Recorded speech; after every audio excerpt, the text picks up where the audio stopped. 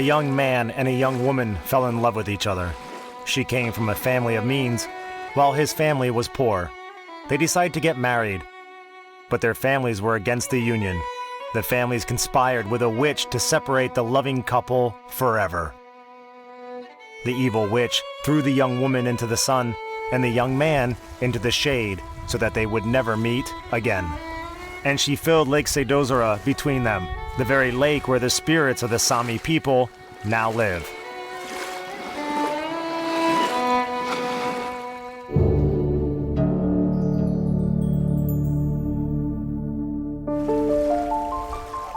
The history of the Sámi goes back to the remote past. Their ancestors were known to ancient Greek and Roman authors. The mention of them can be found in the historical works of Pythias in 325 BC. The Middle Age Vikings called these people Laps, giving rise to a word, Laplandia, the land of Laps. It encompassed all the lands where the Sámi lived. 4,000 years ago, the glacier retreated and the Karelian Isthmus appeared, over which Samadian tribes traveled to Scandinavia and the Kola Peninsula from the Urals, and the European tribes came from the other side. As a result of this merger, Proto-Sámi appeared. The old Sámi people lived on a big territory, bordering the Ladoga Lake on the south. Over time, their habitat reduced, and now it covers the area from northern Norway and Sweden over the northern regions of Finland to the Kola Peninsula. In our country, the Sámi live in the Murmansk Region. The village of Lovozero is considered to be the center of their cultural life. According to the census of 2010, there are 1,771 Sámi in Russia.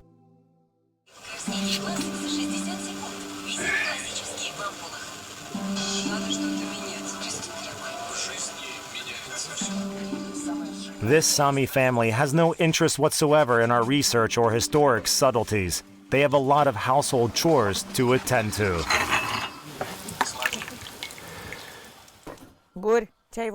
Boris, the tea is ready. Come here.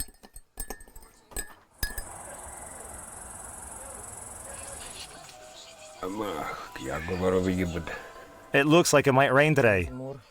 That's true. The weather has changed for the worse.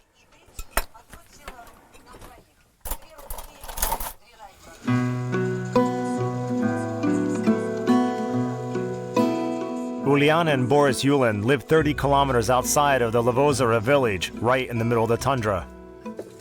A few years ago, after retiring, they built a house here, erected a kuvaksa, a reindeer high tent in Sámi, started to breed reindeer, and to follow the traditions of their people.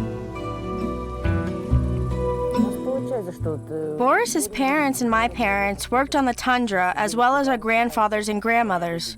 Great-grandparents. That's right, from generation to generation. I guess we are... The last of the Mohicans. We spent all our life in the tundra, with the reindeer. When I go to Murmansk, I get a headache in half an hour. I can't stay there for too long. We essentially grew up on the tundra, spent our childhood here. Later on, when working and taking vacations, I never went to the sea, for example. I only saw it on TV, to be honest, but I never felt a need to go to the sea. I always spent my holidays at my mother's place on the tundra.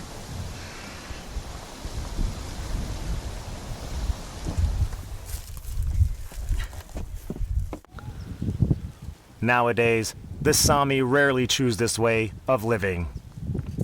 The events of the first half of the 20th century, forced collectivization, and the rapid industrial development of the Kola Peninsula were a big upheaval for these people. The authorities appropriated their reindeer, then moved them from places where they used to live to Lovozero village. As a result, the Aboriginals stopped doing their traditional crafts.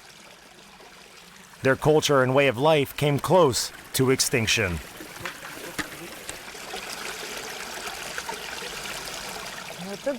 Over there we have a lem. We call it a lem. Reindeer hide there from mosquitoes and gadflies. Here we made a kuvaksa. It's not big. In warm weather, we make a fire here to cook. At times, we have guests who stay with us overnight. In the olden days, the tents used to be much bigger. They accommodated 2 families, each living in their own separate part. The tent was first covered with one cloth, then with a special tarpaulin. It was also easy to enter. You could open it this way and enter the way you enter a house.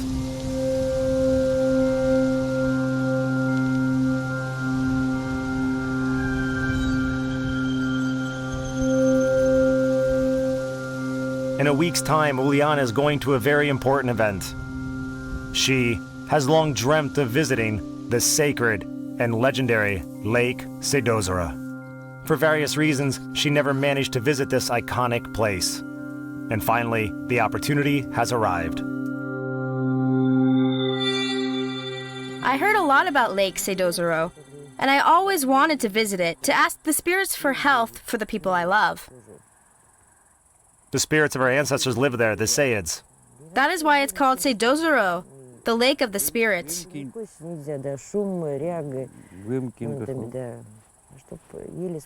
Our spirits live in the water, on the ground, in the forest, up in the mountains, and in the rocks. In a word, in nature, and we believe in them. There is still a lot to do before the departure. Today, the Yulins are having their relatives over at their place, and Uliana is preparing a treat for them. I will cook a soup now, the way our grandparents and parents did. Of course, we need meat for it. We cook it and then add some potatoes to the broth. Then we take flour and blackberries. What did people eat before? Mostly meat, fish, mushrooms, and berries. They didn't have the vegetables we eat now, like tomatoes and cucumbers. They were self-sustaining. The food was simple. They also made their own bread.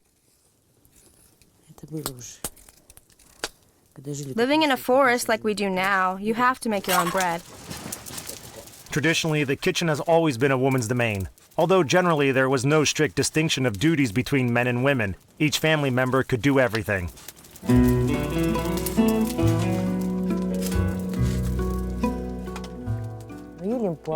Boris and I come from the same village. I was friends with his sister. When Boris's girlfriend left him, I was there to console him, saying, "Don't worry, you'll find someone better." So I did. Yes, he did. He started visiting me more often. Once he arrived on a snowmobile and took me to the civil registry office. That's how we got married. We've been together for almost 30 years.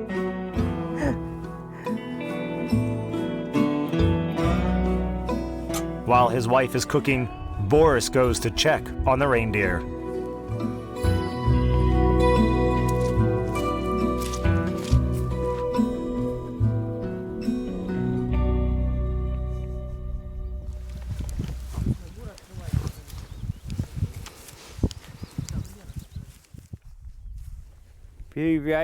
How many reindeer do I have? It's not polite to ask a Sámi that question, because reindeer is like money to us. It's the same as asking someone about the size of their salary. In any event, I don't have many reindeer, and a misfortune happened recently. A bear came and killed a female. That's why I now have to guard them.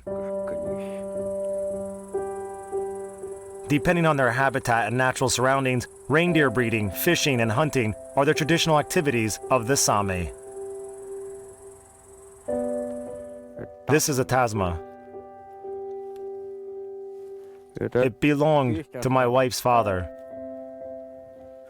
And this chain belonged to my late brother. Those rings were my father's. And this one too. This I made myself. Everything is here. A knife, a little chest, but it's empty now. The chest should be placed here. Before and during calving, they put notebooks here and little sticks. Once you brand a calf, you make a notch.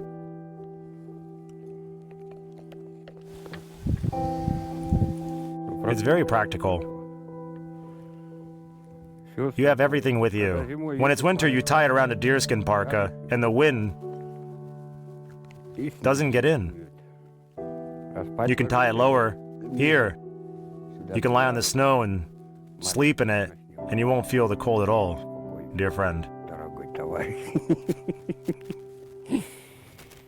That's a reminder of my father. A very precious thing.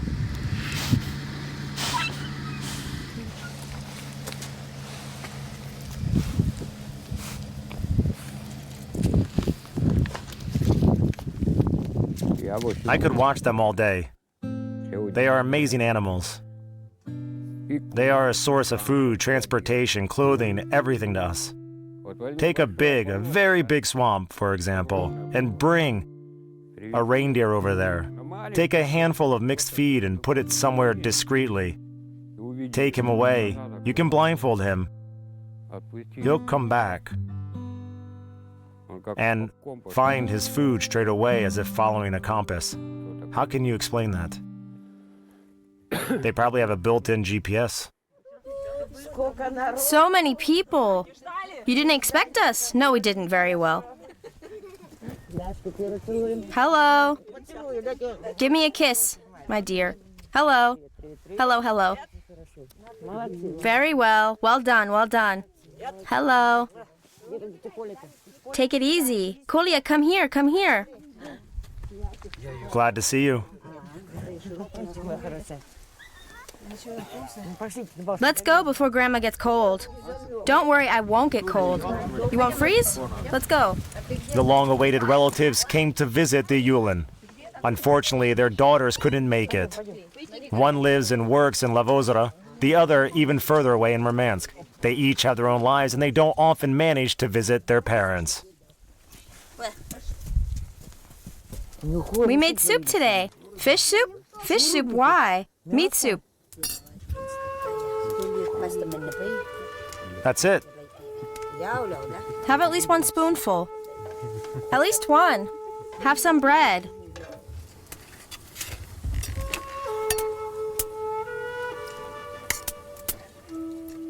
There you go, Galia. Thank you.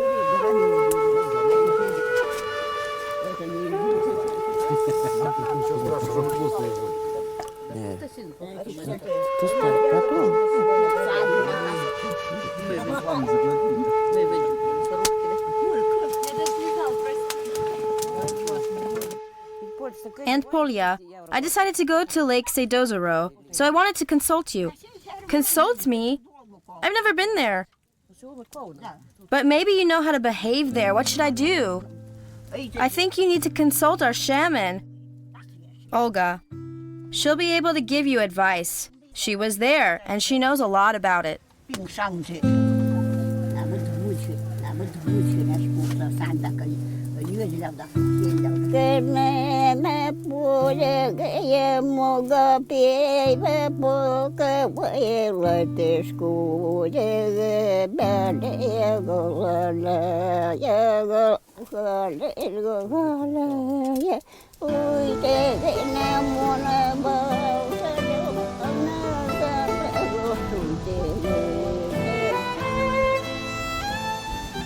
Let's go. Let's go look at the reindeer.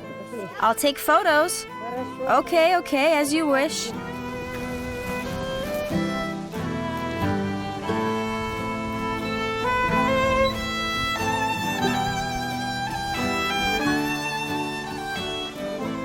As white as snow. Snowflake. So white. He's not in the mood today. He's not even acknowledging you. I took a photo of him. A photo. Got him.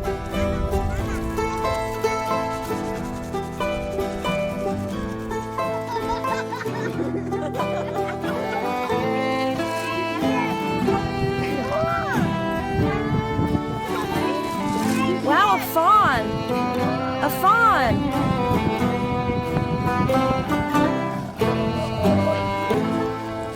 Here's some food for you. Okay, see you soon. Come on Saturday so we can celebrate together, okay? I might come, but I'm not sure about Boris. I have my reindeer here. I can't. Okay, all right. See you. Okay, bye. Call us. Call us, write us. Bye.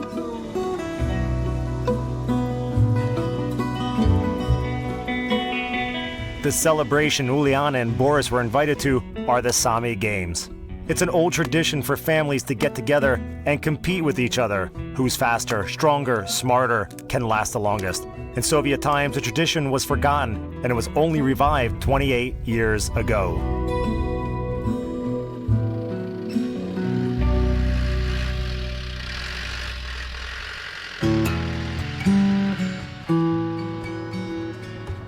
The Sámi Games take place in Lovozero, the village which is often referred to as the capital of Laplandia. This is the habitat of the majority of the Sámi in Russia. It hosts the Sámi Cultural Center, and all national Sámi celebrations are held here, even on an international scale.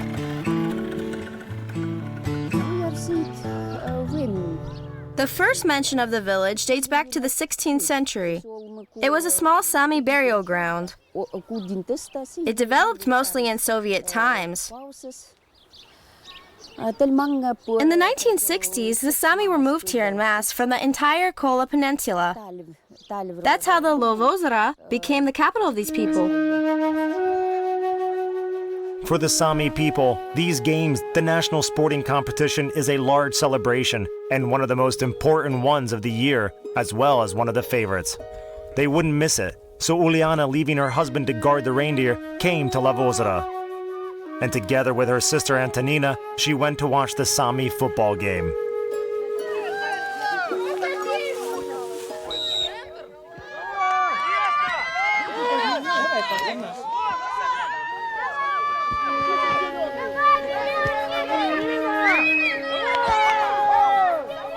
Sámi football is a truly exciting show, which attracts a lot of spectators, mostly because the players are women dressed in sarafans.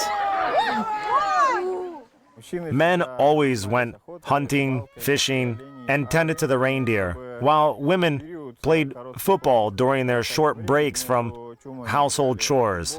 They played with a very nice ball made from reindeer leather, stitched together in this way. You can see here, with the reindeer fur inside. And if it gets wet during the course of the game, it becomes heavier. It's not a regular football. Each game consists of 2 halves of 10 minutes each. A score is achieved only if the ball rolls into the goal. Soccer teams score when they make the ball get into the net. In Sámi football, different rules apply.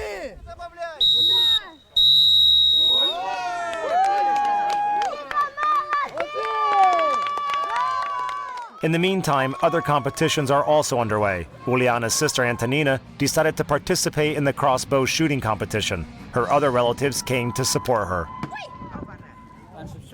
Everyone used to shoot with crossbows, right? Yes, boys made them themselves from willow tree branches, fishing lines, thread, or something like that. They made arrows too, and they put nails on their tips. How was it before? Did they use bows at first, then introduce crossbows later? Sure. Understood. That's how it was done. I understood. We even went hunting with crossbows. I see. You must have been good at it when you were young. Me? Naturally. I grew up among boys. Oh, boys, I see. You could shoot an eye out.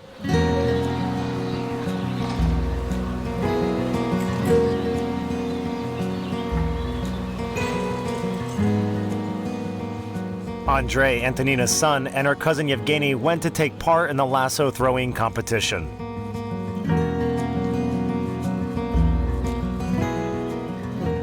Looking at them, I remember my father, the way he threw a lasso and competed with his neighbor Yura. Oh, I remember that too. My father only once lost to Yura, otherwise he always won. See how good Andrei is at it. It's the first time he's participating in the competition. Ну давайте мы будем прощаться с вами. The goal of those competitions is to strengthen the spirit of each family and the nation as a whole. And at the same time, to promote the Sami language in general, because the situation with it is not particularly simple. I witnessed the times when the Sami language was taught in schools. I was a teacher of Sami. It's no longer taught. And the only way to learn the language is through speaking it. The youth has started displaying some interest in it, but there are still only a few people who can understand and speak it. There's a danger that the Sami language will disappear together with our generation and those who have been speaking it since childhood. Along with the sporting competitions, people dance and sing at the Sami games, dressed in fancy national costumes. The Sami always dressed in traditional costumes made from reindeer skin. With the arrival of the Russians to the Kola Peninsula, we started using modern materials, such as silk, cotton, and wool. But these are traditional costumes. The kukul, a mosquito head net, which protected the Sami from mosquitoes in summer. A kukul. Traditional costumes were decorated with beads. But before we started using beads, people used silver and tin thread to embroider traditional costumes, which were made by themselves. This is traditional embroidery. I did it myself and used it in a modern costume. Look here. This boy has a leather frame decoration. This is a traditional symbol. It protects one from the evil eye. There's another one on the back. They use those symbols to protect their backs too. Long socks are also knitted in a traditional way, in the traditional Sami colors. The boots are called kangi, with the front curled up. The winter shoes were even more curled up in the front. They were used as ski shoes.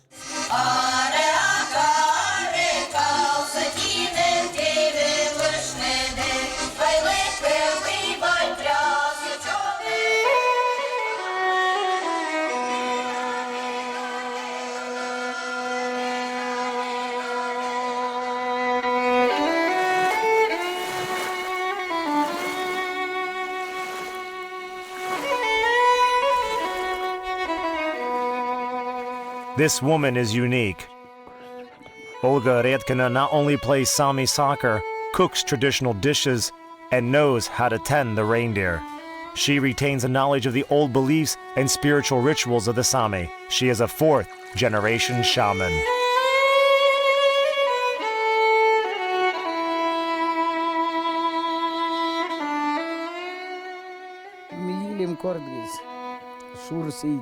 I inherited it from my ancestors. For example, my parents and my grandparents taught me that when you have to come to the forest, you have to greet the forest spirit. When coming to the river, you have to greet the water. And when leaving your village, you have to show your respect for the land and leave a coin there. It is necessary so that the forest, water, and land spirits treated us well. Uliana, who was going to visit the sacred Sedozera, decided to come and see this very shaman. Both women are from the same village. They've known each other for ages, but don't often meet. Hello, Olga. Did I disturb you? No, not at all. Hello, hello. I've come to ask for your advice. I'm going to the lake. The Sedozera. Yes, I heard of it. I don't recommend that you go there. Why not? What's wrong? I went there once, Uliana, when I was 18 years old, and I saw something which made me decide to never go back there ever again. And you shouldn't either. The Sami shouldn't go there. Spirits live there that shouldn't be disturbed. Not at all. Otherwise, something bad might happen. Olga suggested that Uliana addresses the lake spirits right where they stand. First, they made an offering of coins to the land. Then communicated with the water spirits and treated them with salt, sugar, reindeer meat, and bread. They were to be left on a rock.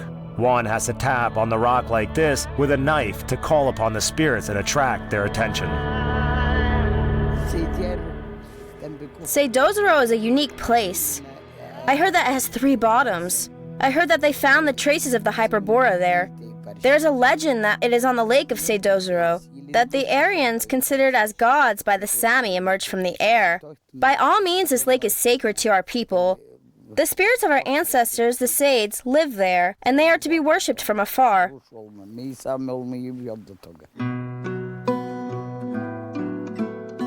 Uliana followed Olga's advice and decided against going to Lovozero.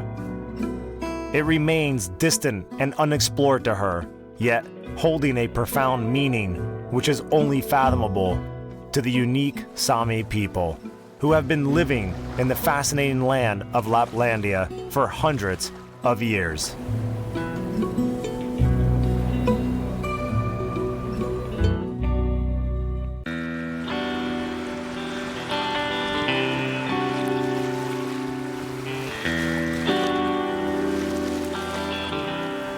July 1240. The Swedish army crossed the border into the Novgorod region to capture the ancient Russian capital of Ladoga. The chronicles say, in the early hours of a foggy morning, a guard that was hiding in the reeds by the bank of the river saw the outline of the vessels, a large quantity, undoubtedly belonging to the enemy. Counting the vessels, he immediately sent a messenger to Great Novgorod to Prince Alexander. The latter gathered his army promptly and ambushed the Swedish at the mouth of the Neva River. The guard's name was Pelgusi, and he was an elder of the Izhorian land. In this famous battle, the young Prince Alexander defeated the Swedes, and as a result of the battle, he was nicknamed Nevsky. The record of this historic event in the chronicles is the first mention of the Izhorians, unique people who have managed to preserve their ancient culture until today.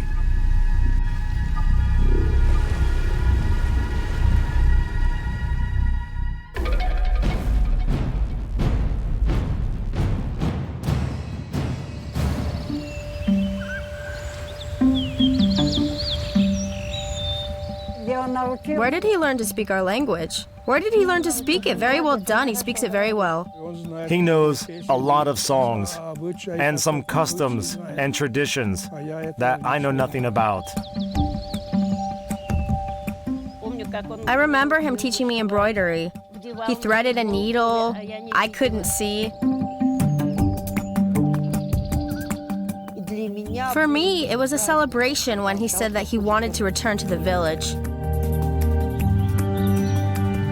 Ingrians, Inkerians, or Izhorians, the way Russians refer to them, are indigenous people of the area between the Gulf of Finland and Lake Ladoga. The territory was gradually inhabited after a glacier departed 12,000 years ago. The 20th century, with its wars and revolutions, was tragic for the Izhorians. According to the census of 2010, only 266 people listed themselves as Izhorians, and the old Izhorian language belongs to the Finno-Ugric group, included in UNESCO's Atlas of the World's Languages, under significant threat of extinction.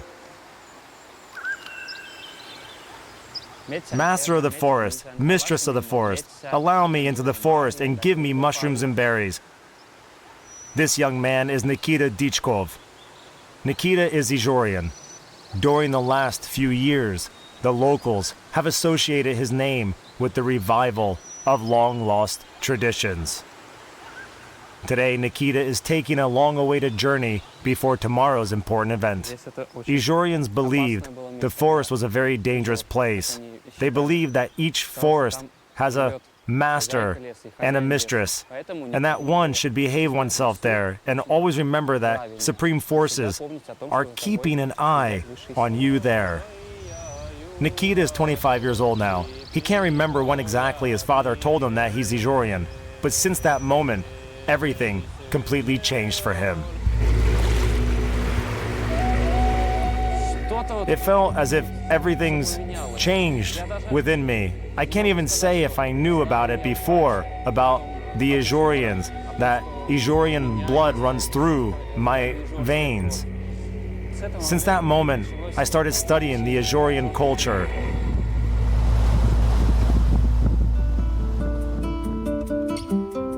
A resident of St. Petersburg, Nikita not only studied the old folklore, he also learned the Izhorian language and learned the old crafts.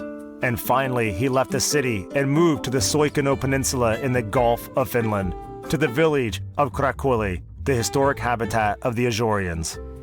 Once upon a time, a hill appeared over the endless sea. A swallow made a nest on it and laid golden eggs. A strong wind arrived, the same wind that blows today. The eggs fell down and broke. The yolk of the egg turned into the sun, and the white of the egg turned into the moon. The stars emerged from the pieces of eggshell. That is the way the world was created. The Izhorians have never been particularly numerous people. Around 30,000 people is the largest number of them in their entire history. Living on rocky shores of the Gulf of Finland, Izhorians were totally dependent on the sea. They also had to withstand their powerful neighbors. In 1240, the Izhorian territory became part of the Novgorod state, and ever since then, the Izhorians, together with the Russians, have been fighting for this territory. Furthermore, if someone invaded their land and that land attracted many, the Finnish across the Gulf of Finland, the Estonians across the Narva River, everyone wanted this land. Then the Izhorians were always ready to protect their land. They would pursue the invaders for months through the forests until everyone was killed. They posed a big threat to the Catholic Church at the time. Their medieval burials were indicative of the belligerent nature of the Izhorian people. The few Izhorians living in the village were very surprised to meet a young man who was fluent in their language and who generally displayed a sincere interest in them. There's nobody to talk to. I'm gradually forgetting the language. I don't have anyone to talk to in it.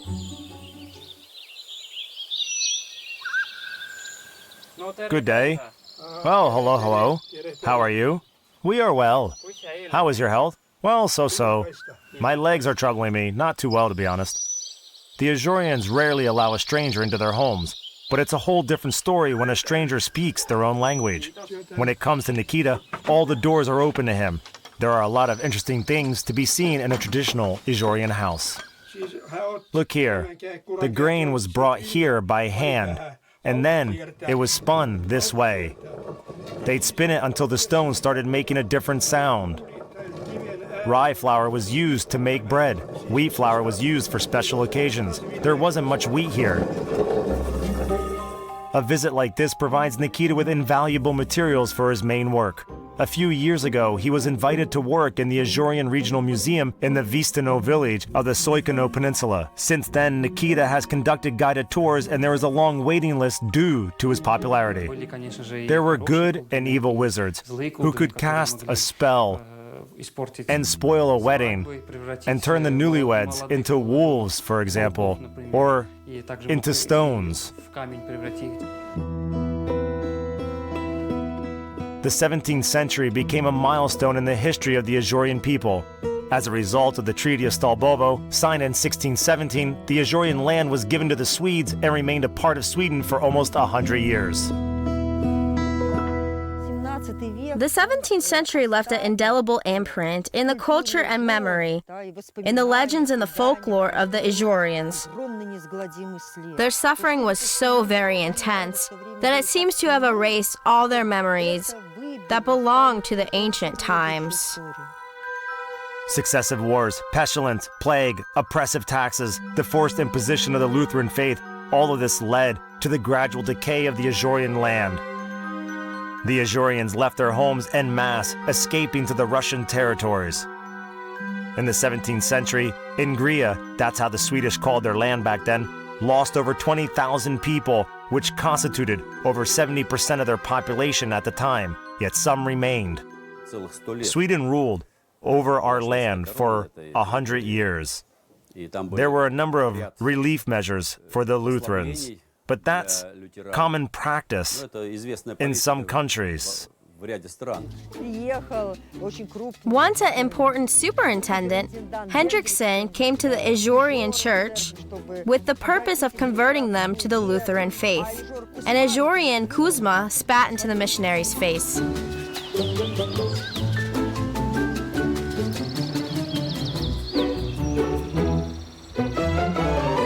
What time? What time? At 12, Where? in Vistino, on the Kola Peninsula. Ah, Vistino.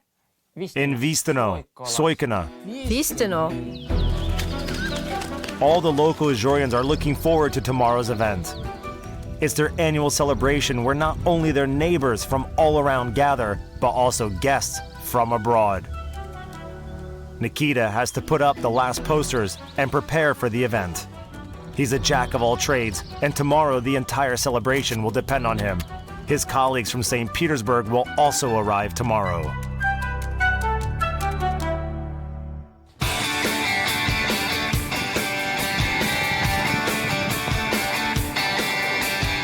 Early the next morning, St. Petersburg, a rather flamboyant group of young people hits the road.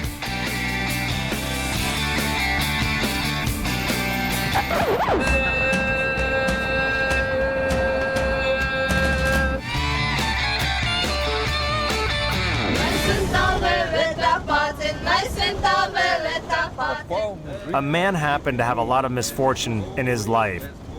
A bad horse, a leaking boat, and an incapable wife who couldn't do anything around the house. Those strange, joyful people are volunteers at the Center of Indigenous People of the Leningrad region. These people of various occupations and ages study the Izhorian language and culture under the vigilant guidance of the ethnographer and archaeologist Olga Konkova. A few years ago, they created a puppet theater named Kagrakaru, which means Oatmeal Bear in Izhorian. It is the main attraction of the celebrations.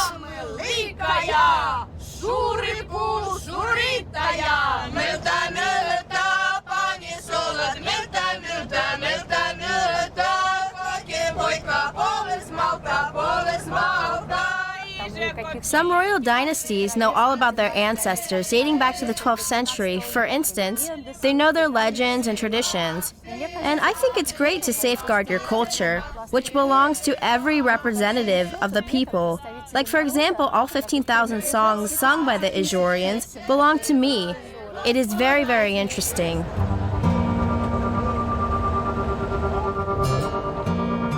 The Izhorians have given the world a truly remarkable folklore, mainly in the form of songs. Many have heard the name of the famous Karelian-Finnish epos Kalevala, but few people know that a good part of it was written in ancient Izhorian runes. Over 145,000 Izhorian songs were recorded in the 19th century.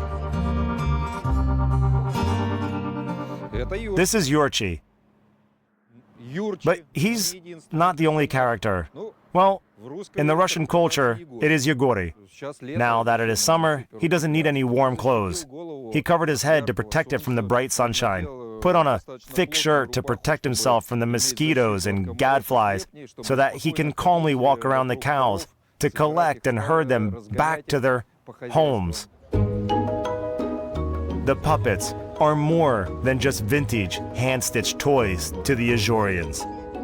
Those puppets are their friends. They're magical guides into an Izhorian-speaking world. She travels to different villages that were once the habitat of the Finno-Ugric people, and then she tells them all of our ancient legends.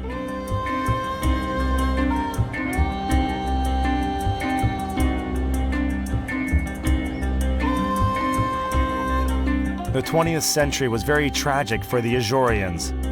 The post-revolution times created more suffering for the Izhorians than any other period in their centuries-old history. It all started great with a nationwide increase in the 1920s. In the beginning of the 1930s, the Izhorians were given books, the freedom to practice their native language, Izhorian village councils, and collective farms were created as well. And in 1937, everything ended in a harsh and unfair way. I think people still feel very emotional about those events.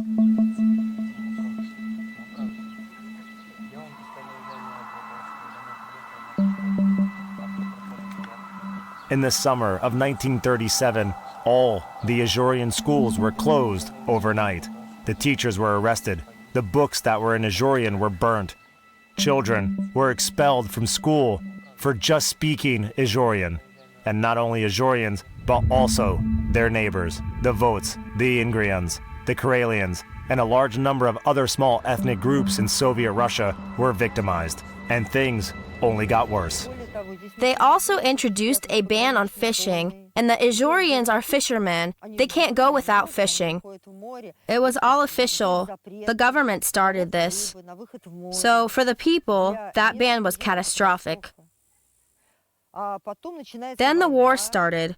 The majority of Izhorians did not have time to evacuate the land before the Germans arrived in the Kola Peninsula. I've been through a lot. I was in a concentration camp, I was also a miner, and I was also in Finland. Wherever fate took me. The Germans rapidly moved northwest and besieged Leningrad, which is a well-known fact. The Izhorians did not have an opportunity to get evacuated. Meanwhile, Finns, who fought on the side of the Nazis, needed free labor. The route to Finland for the Izhorians went through the infamous Estonian concentration camp, Ladoga. Hard labor and years of war resulted in the exile of thousands of Izhorians. The Germans didn't ask us. They'd come to your house by car, and they would tell you to get in. They didn't give us shoes. They burnt everything. Our village, our houses, we had nothing left to eat. I had to walk barefoot. That's why I can hardly walk now. I wore out everything within 3 months. My arms and my legs failed me because of the hard work. I was only 16 years old at the time. Nonetheless, the Izhorians survived. Izhorians are truly remarkable people. They are extremely proud, and Izhorian will never change his mind. Judging by the roles played in the puppet theater, an Izhorian is brief, especially with people who are close to him. But he tells his enemies exactly what he thinks of them in the finest detail before destroying them. The actors of the Oatmeal Bear appear in public in full national regalia, that is, dressed in national costumes. In a few minutes' time, the puppets will narrate a most remarkable story. It's better not to make the impatient spectators wait. Nikita is already on stage to open the festival. Like a golden field without limits, and the rustling of the trees reminiscent of the tides of the sea, the most sacred and dear to the heart is connected to you, dear Izhorian land. The national Izhorian costume is a different story. It's soaked in the entire ancient historical folklore and is filled with amulets and symbols. Traditionally, a man's costume had little embroidery, while a woman's outfit was lavishly decorated, with the predominant color being red, as the color red was considered to possess the strongest magical powers and to protect a woman from evil spirits. The charms are placed everywhere so that the woman is fully protected. Her head and ears are protected too, for example with pendants, so that the evil spirits cannot enter the ears. The charms at the back, they make a sound to frighten off the spirits. There are hidden charms in the front, on the apron. Everything would have gone well if it weren't for one thing. The Izhorians didn't have light. They worked by candlelight and lived by touch. It was dark, gray, and boring.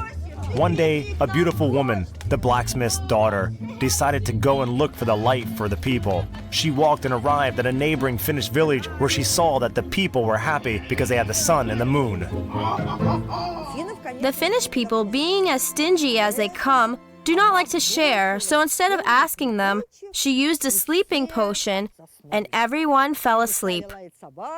The dogs stopped barking, the horses became silent, and the babies fell asleep. Then she quietly took the moon and the sun, placed them behind her back, and hurried back home. The Izhorians were not allowed to go back home. In 1944, an offer was made for them to leave Finland and return to the USSR, and most of them accepted the offer. However, when they reached the border, they were instead taken to different remote areas where nobody was expecting them. Yes, we were seen as public enemies, and we were told that we had proved that we were guilty. Guilty of what? I asked them. What are we guilty of? You were in Finland, but we didn't go there voluntarily. We were taken there. It's a very sad story. It has affected not only my family, it's affected each and every Izhorian family. All of us. You know, for an Izhorian, losing our homeland is like dying.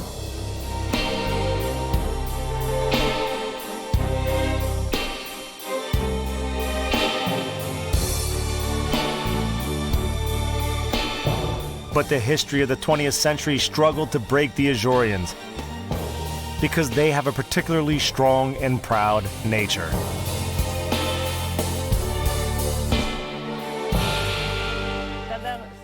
When we went to pick berries in the forest with the elder Izhorian women, they always started speaking their own language when they entered the forest. It made them look younger when they joked and sang songs in Izhorian.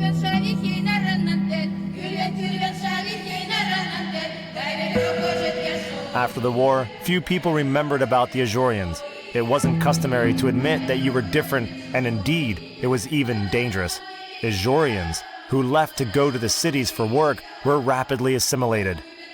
As per the census of 1970, just over 1,000 people were listed as Izhorians. In 2010, 266. He told me, I heard there are Izhorians in the Leningrad region. What are they, a kind of animal? That's it, that's that. What can we do? Life carries on.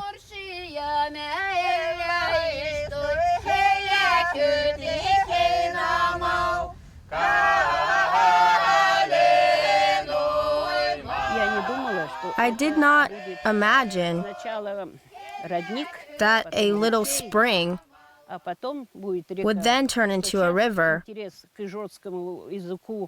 Now that a keen interest in the Izhorian language has arisen, both children and adults are learning it. And then everything started to change.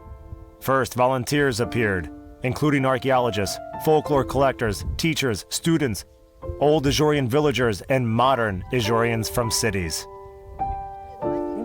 At times, my voice trembles. I feel like crying, but then I feel a relief. I pray that everything will be well at home, for the children to be healthy, for everything in general to be good, so that people live in peace and be kind to each other.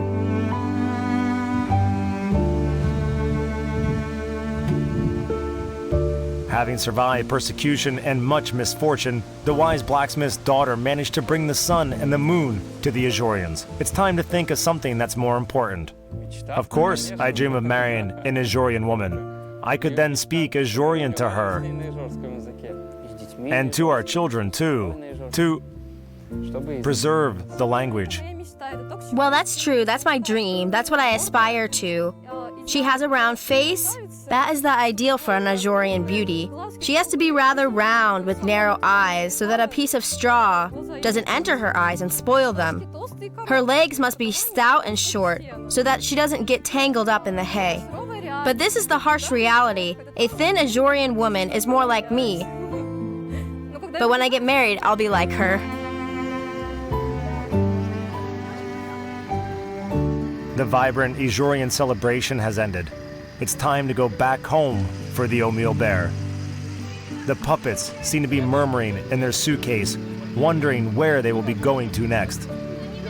Nikita is cleaning up, and when he's done, he'll continue his work together with the professor.